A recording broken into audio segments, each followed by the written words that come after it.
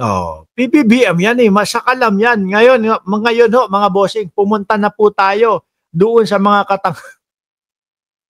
ito na. Ang malakas ang sigaw. Dito na muna tayo pupunta. Akala ko tapos na yung mga rally. Mga bossing, andito pa din pala ito. Si Ka Eric. Diyos ko, sama naman to doon sa mga nagpe-fake news na sa SMNA. No? Sama naman to. Ang hindi, sabi ko sa inyo, kahit ulit-ulitin ho natin, ang hindi ko makalimutan na pinake news ni Eric, ni Roque, nung si Roque ay hindi pa ho nagtatago. Ni Eric, ni Roque, at ni Badoy, doon sa Bulacan. Sabi meron daw grupo, 300 katao daw inarmasan ng gobyerno para pukpukin daw yung pukpukin daw yung mga magmamausog. Sabi ni PJ Chub, noong November 30 pa yata iyan. Oh, tapos ito lang yung mga pinagsasabi niya, paulit-ulit lang, pakinggan nyo ho. Resign, ikulong, palayasin. Marcos resign, ikulong, palayasin. Marcos resign, ikulong, Naputik na yan. Ganun lang paulit-ulit. Marcos resign, ikulong, palayasin. Ano nangyari?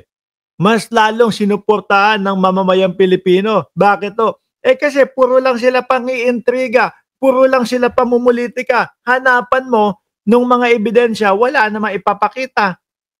Ayan, nasabihan tuloy ni Chi Villaruel, mukhang tanga lang. Talaga naman di ba? Mukhang engot naman mga kababayan eh. Ang ginagawa pa nila, sisingit sila doon sa mga malalaking rally. Ipipilit nila yung sarili nila na sila yung may pakana at kung bakit madaming tao doon sa rally na yon. Pero ang katotohanan mahilig silang mga magsingit o isingit o ipuwersa yung kanilang sarili para makasali lang at magmukhang sila ang may paumpisa ng mga rallying ganun. Di ba? Sabi ni Rosana Bautista, sobra nga pagka-fake news niya ng kadre, seles na yan eh. Ilang maisig rally na ba yan, Mark Ramos? Madaming pondo ang China founded si PBBM pa rin ang president. Kung ako tatanungin nyo kung ilang maisog na ito, ang dami na ho eh. Simula nung nasa Davao, 'di ba, yung ang dating Pangulong Duterte ay nabubuhay pa. Sorry, mga DDS, huwag kayong mababad trip. Nagkamali lang ako ng word. Simula nung ang dating Pangulong Duterte ay nakalalaya pa. Yun ang gusto kong sabihin. Huwag kayong mababad trip. Pasensya na, nagkamali lang. Pag naka-live kasi, hindi mo masasala yung mga sinasabi mo eh. Ulitin ko. Simula nung ang dating Pangulong Duterte ay nakalalaya pa, nagmaisog na sila doon sa Davao. Tapos may mga sumunod pa, ang dami. Pati nga umabot nga doon sa Bulacan na pinalaya sila. 'Di ba?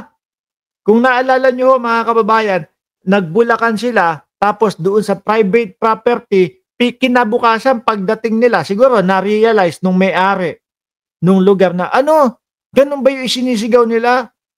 Puro ba pagpapabagsak sa gobyerno? Naku, wag mong payagan niya, attorney, wag mong payagan niya. Kung maalala nyo, malamang sabi ng may-ari, wag mong payagan niya, attorney. Baka madamay pa tayo. Baka sabihin kinakanlong pa natin yung mga yan. Pinaglalagay yung mga truck na malalaki doon sa lugar nila. Ngayon, yung pagdating ng mga mausog nila, nagulantang sila. Hala, walang pupwestuhan yung maisog nila. Ayun, cancel. Mga kababayan, cancel. Tapos doon nga po, etong sila Celis, si Roque, nag-fake news na kesyo daw po inarmasan ng gobyerno yung 300 katao para pukpukin daw po sa ulo yung mga magmamaisog. Pagkalalaki po ng mga kamera ng SMNI, pagkararami po nung mga vlogger nila dati, di ba? Walang maipakita sa atin na ebidensya na yung sinasabi nilang may aarmasan daw ho. Ganyan lang ho ang lakaran niya. Isama niyo pa po si 2x2, mga bossing. Isama mo si 2x2. Kilala niyo na po ba? Si 2x2. Oho, 1,000,000 daw ang ano doon, bayad doon. Sabi yung kumakalat na balita, 2x2, 1,000,000 kada buwan ang natatanggap. Wow, sabi ko. Wow! Ang laki Tapos kung magbalita na gano'n, kala mo inaantok Tapos kapag ka medyo nakatagilid yung gano'n, medyo labas yung sungke. Dalawang ngipin. Sabi nung iba, Mark, hindi sungke yun. Yun lang talaga yung ngipin niya. Yeah, sila, sama-sama ho. Di po ba? Walang ibang ginawa, kundi puro fake news. Sabi ni Ma'am BMB, Chris Rose, J. Sosa.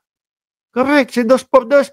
Kaya ako lang yata ang hindi naniniwala na 1,000,000 ang bigay doon Diba?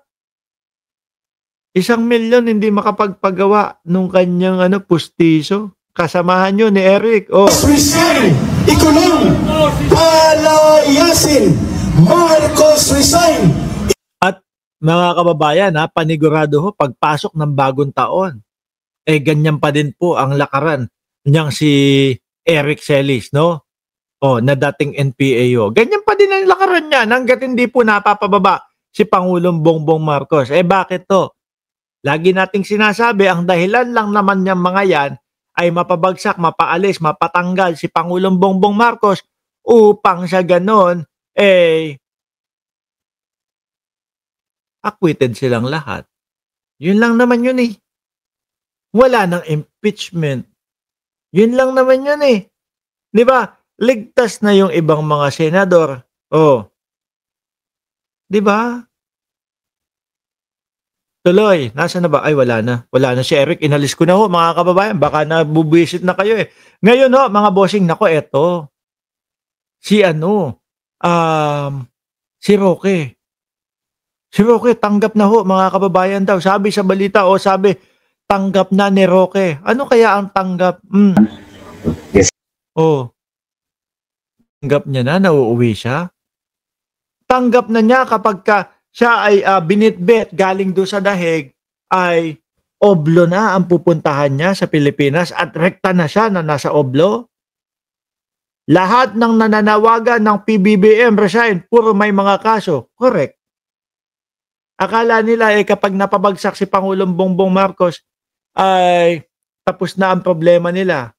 Wala, hindi nila mapabagsak di ba? Lito, tabo-tabo. Shout out sa inyo.